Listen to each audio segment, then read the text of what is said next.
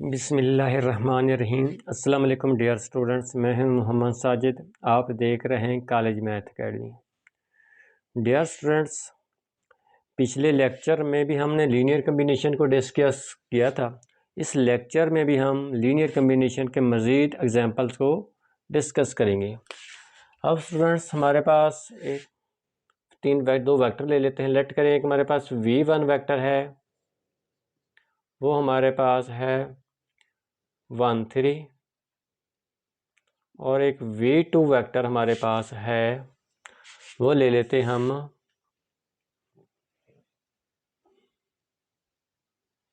2 6। ये हमारे पास एक दूसरा वेक्टर है। अगर हमारे पास दो वेक्टर हैं, ये भी हो सकता है कि इनमें से एक वेक्टर दूसरे वेक्टर का लीनियर कम्बिनेशन हो। जिस तरह अब स्टूडेंट देखें, जो ये v2 हो, ये हमारा v1 का लीनियर कम्बिनेशन। कैसे स्टूडेंट्स? अब हम जो ये v2 वेक्टर है, इसको हम इस तरह लिख सकते हैं। जो v2 वेक्टर हमारे पास आ रहा है, इसको हम लिख सकते हैं 2 इंटू 1 3। अब देखें स्टूडेंट्स, ये क्या बन गया हमारे पास 2, और ये क्या हमारे पास v1 वेक्टर है। ये देखो students, v1 vector scalar number से मल्टीप्लाई हो रहा है। ये हमारा क्या बन रहा है, इस वेक्टर का लीनियर कम्बिनेशन। इसलिए स्टूडेंट, जो ये v2 है, ये हमारे पास इस v1 का लीनियर कम्बिनेशन है। क्योंकि जो v2 बना है वो v1 से ही बना है। जो v1 को जब किसी स्केलर नंबर से मल्टीप्लाई करने से वो v2 बना। देखो, v1 को जब 2 से मल्टीप्लाई करें तो ये v2 हमें हासिल होगा। इसलिए ये v2 है, वो इस वेक्टर का हमारे पास लीनियर कम्बिनेशन है। ये दोनों वेक्टर एक स्केलर मल्टीपल भी हैं। ये दोनों वेक्टर हमारे पास एक दूसरे के स्केलर मल्टीपल्स हैं। इसको भी जब मैं यानी कि जब 2 से मल्टीप्लाई करता हूँ, ये वाला वेक्टर हासिल हो जाता है। यानी इससे हमें क्या पता चला कि जो वेक्टर आपको दिए जाते हैं, उनमें से कोई एक वेक्टर जो होता है वो दूसरे वेक्टर का लीनियर कम्बिनेशन भी हो सकता है। इसी तरह स्टूडेंट ने आपको 3 वेक्टर दिए गए, 4 वेक्टर दिए, जितने भी वेक्टर दिए जाएँ, ये भी हो सकता है कि उनमें से कोई एक वेक्टर बाकी तमाम वेक्टर का लीनियर कम्बिनेशन हो। अब हम एक और एग्जांपल ले लेते हैं। लेट करें, हमारे पास एग्जांपल एक और ले लेते हैं। लेट करें, v1 वेक्टर हमारे पास है, क्या है 1 2, और जो v2 वेक्टर है वो हमारे पास है 1 1। ये हमारे पास दो वेक्टर्स हैं। अब हम क्या करेंगे, मैं करता हूँ कि इस वेक्टर को, जो पहला वेक्टर है, इसको 1 से मल्टीप्लाई कर देता हूँ, और जो दूसरा वेक्टर है उसको 0 से मल्टीप्लाई कर देता हूँ। अब हमारे पास क्या आंसर आएगा, 1 v1 आएगा 1 2 प्लस 0 1 1। क्या बनेगा, 1 को ये बनेगा 1 2 ही बनेगा हमारे पास, और अगला हमारे पास 0 0। अब ये जब ऐड करेंगे क्या मिल रहा है हमें, 1 2 मिल रहा है। ये किसके बराबर आ गया, v1 के बराबर आ गया। अब फिर क्या होगा, जो v1 होगा वो v1 और v2 का लीनियर कम्बिनेशन होगा। अब हमारे क्या होगा, v1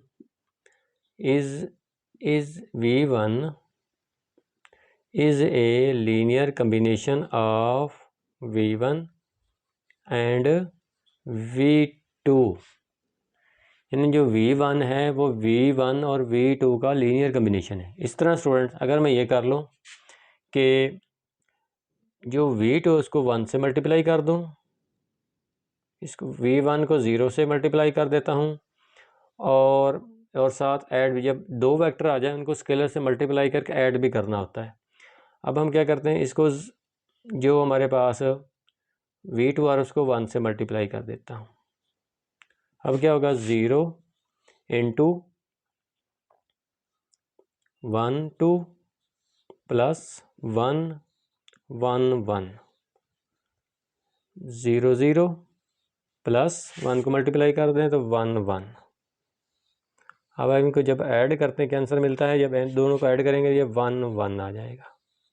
0 में 1 1, 0 प्लस 1 1 आ जाएगा। ये किसके बराबर है, ये हमारे पास V2। अब क्या हुआ, जो V2 है वो V1 और V2 का लीनियर कम्बिनेशन है, यानी इन वेक्टर को हमने स्केलर नंबर से मल्टीप्लाई कर दिया, कोई हमें एक वेक्टर हासिल हुआ, वो V2 हासिल हो गया। जो V2 है वो भी V1 और V2 का लीनियर कम्बिनेशन है। इससे मिला के जो V2 है is a linear combination of vectors V1 and V2। अब इन वेक्टर्स के भी हम इनफिनाइट लीनियर कम्बिनेशन बना सकते हैं।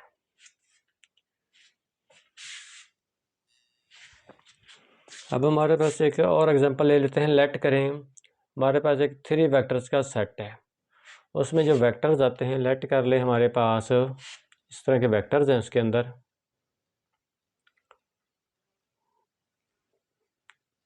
3 1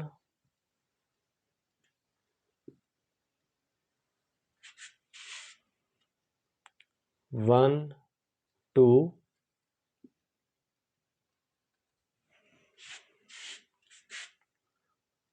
4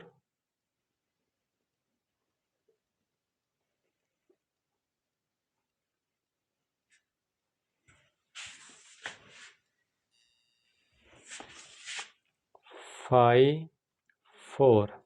ये हमारे पास 3 वेक्टर्स का एक सेट है जो कि R2 से है। R2 से हमारे पास 3 वेक्टर्स हैं। अब स्टूडेंट्स 3 वेक्टर्स में से कोई एक वेक्टर जो होता है वो बाकी 2 वेक्टर का लीनियर कम्बिनेशन भी हो सकता है। जिस तरह हम स्टूडेंट देखें, जो ये 5 4 वेक्टर हमारे पास है, 5 4, इस वेक्टर को हम इस तरह लिख सकते हैं। क्या करेंगे कि इसको हम जो वेक्टर दिया गया 3 1, इसको हम मल्टीप्लाई कर देते हैं 1 से, और जो अगला वेक्टर है इसको मल्टीप्लाई कर देते हैं 2 से, 1 2। अब देखें स्टूडेंट्स, 1 से कर लेंगे क्या बनेगा, 3 1 आ जाएगा हमारे पास, प्लस ये बन जाएगा हमारे पास 2 2 2 4। जब हम इनको ऐड करते हैं क्या आ जाता है आंसर हमें पास, 3 और 2 5। सॉरी, हम यहाँ ले लेते हैं कि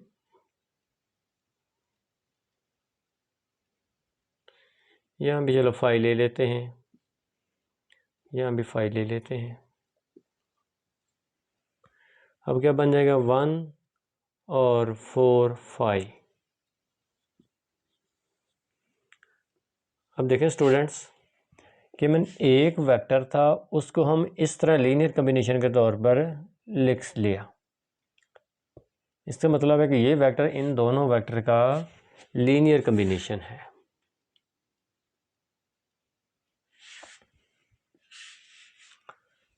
यानी इसका मतलब यह है कि जो एक वेक्टर है वो और जो 2 वेक्टर दिए उनको स्केलर नंबर से मल्टीप्लाई कर दें, वो दोनों इक्वल हो जाएंगे।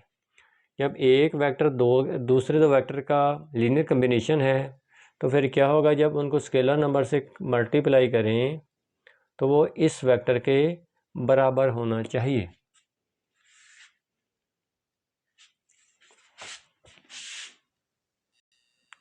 अभी तक हम ये सीख चुके हैं कि 2 वेक्टर्स हैं तो वो एक दूसरे के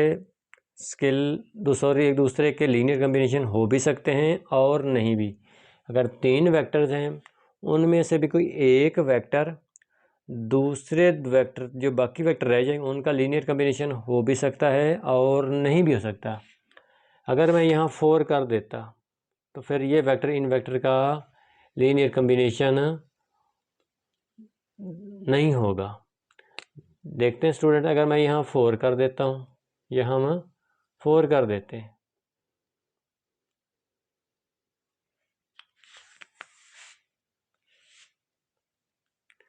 अब स्टूडेंट्स हमारे पास ये वेक्टर है, इन वेक्टर का लीनियर कम्बिनेशन नहीं होगा। क्योंकि हम इस वेक्टर को हम इन वेक्टर के लीनियर कम्बिनेशन के तौर पर अब नहीं लिख सकते, क्योंकि अब इनका आंसर आएगा 5, इधर हमारे पास है 5, 4।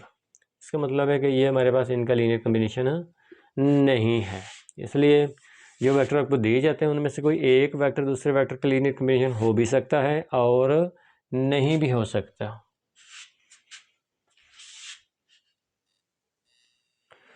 स्टूडेंट्स, अगर हमारे पास एक Rn वेक्टर स्पेस है ओवर R, अब स्टूडेंट्स इसके कितने लीनियर कम्बिनेशन बन सकते हैं?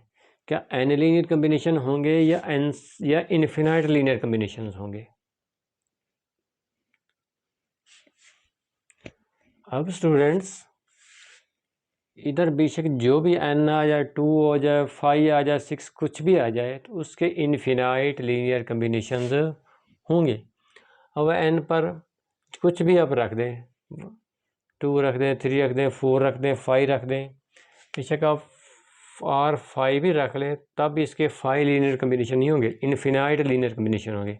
अगर n पर मैं 2 रख देता हूँ तो R2 को भी कोई भी वेक्टर R2 में से ले लेंगे, उसके भी इन्फिनाइट लीनियर कम्बिनेशन होंगे। बेशक एक वेक्टर ले लें R2 में से या एक से ज़्यादा वेक्टर ले लें, जब उनके लीनियर कम्बिनेशन हम बनाएंगे तो वो इन्फिनाइट लीनियर कम्बिनेशन बनेंगे। ये था स्टूडेंट्स हमारे पास लीनियर कम्बिनेशन के बारे में दूसरा लेक्चर। अब इस लेक्चर को ये हम ख़त्म करते हैं। अल्लाह हाफिज़।